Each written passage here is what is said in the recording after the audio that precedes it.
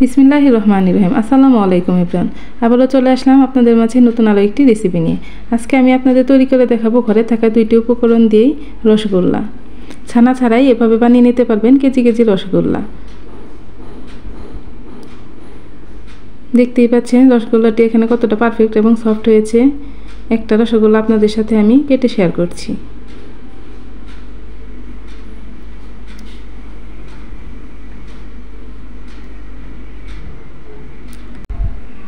দেখতেই পাচ্ছেন রসগোল্লাটি কতটা পারফেক্ট হয়েছে, মাশাআল্লাহ। বাচ্চারাও কিন্তু খুবই পছন্দ করে এই রসগোল্লাটি খেতে। তাহলে চলুন প্রস্তুত প্রণালীটি দেখে নেওয়া যাক। সাবুদানার রসগোল্লা তৈরির জন্য এখানে আমি নিয়ে নিয়েছি 1 কাপ পরিমাণ সাবুদানা।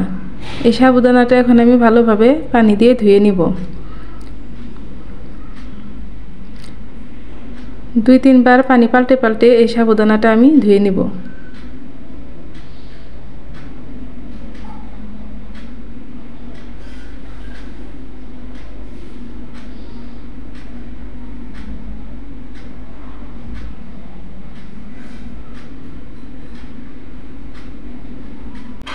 সাবুদানাটা এখানে ভালোভাবে ধুয়ে নেওয়া হয়ে গেছে। এখন আমি ঢেকে 1 ঘন্টার জন্য রেস্টে রেখে দেব। ফিরে আসলাম প্রায় 1 ঘন্টা পর। এখন এখানে দেখতেই পাচ্ছেন আমার সাবুদানাগুলো একদম ভিজে নরম হয়ে গেছে। এখন আমি একটা স্ট্যানারের সাহায্যে সাবুদানায় যে পানিগুলো রয়েছে পানিগুলো ছেঁকে নেব। একদম সাবুদানা থেকে পানিটা ঝরঝরা করে ছেঁকে নিতে হবে, যাতে কোনো পানি না থাকে। এখানে আমার পানিটা ঝরিয়ে নেওয়া হয়ে গেছে।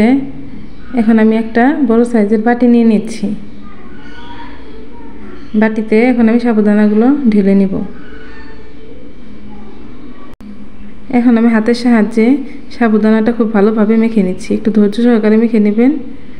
এখানে আমি একটু লবণ অ্যাড করেছিলাম, এটি স্কিপ হয়ে গেছে, আপনারা একটু লবণ অ্যাড করে নেবেন। এখানে এখন আমি দিয়ে দিচ্ছি 2 টেবিল চামচ সুজি। সুজিটা অ্যাড করে আমি খুব ভালোভাবে মেখে নেব।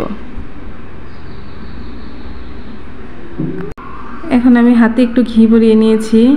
এখন আমি গোল গোল করে রসগোল্লা শেপ দিয়ে নিব।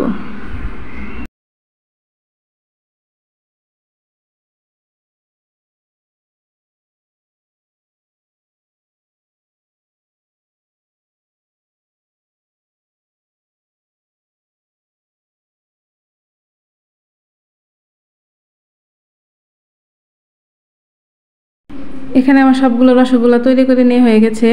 এখন আমি শিরা তৈরি করতে চলে যাব। চুলায় একটা প্যান বসিয়ে দিয়েছি। এখন এখানে আমি দিয়ে দিচ্ছি 1.5 কাপ চিনি।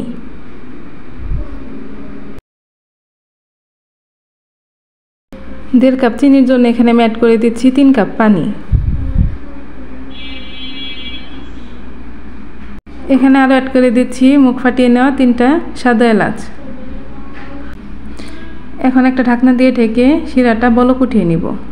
শিরায় বলক উঠে এসেছে। এখন আমি তৈরি করে রাখা রসগোল্লাগুলো একে একে দিয়ে দিব।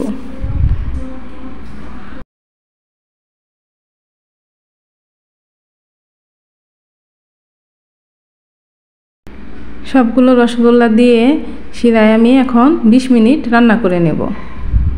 ঢেকে 20 মিনিট রান্না করে নিচ্ছি।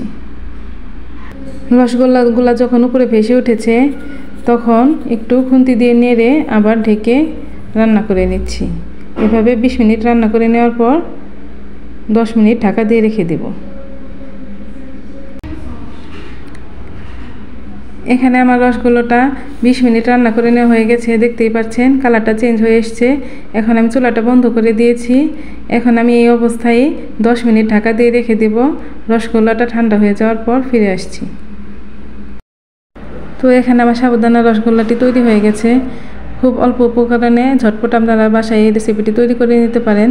আমার রেসিপিটি যদি ভালো লেগে থাকে তাহলে অবশ্যই একটি লাইক দিয়ে চ্যানেলটি সাবস্ক্রাইব করে আমার পাশে থাকবেন ও ভিডিওটি শেয়ার করে অন্যকে দেখার সুযোগ করে দিবেন। অবশ্যই একটি লাইক দিতে ভুলবেন না। ধন্যবাদ সবাইকে। দেখা হবে নেক্সট ভিডিওতে। আল্লাহ হাফেজ।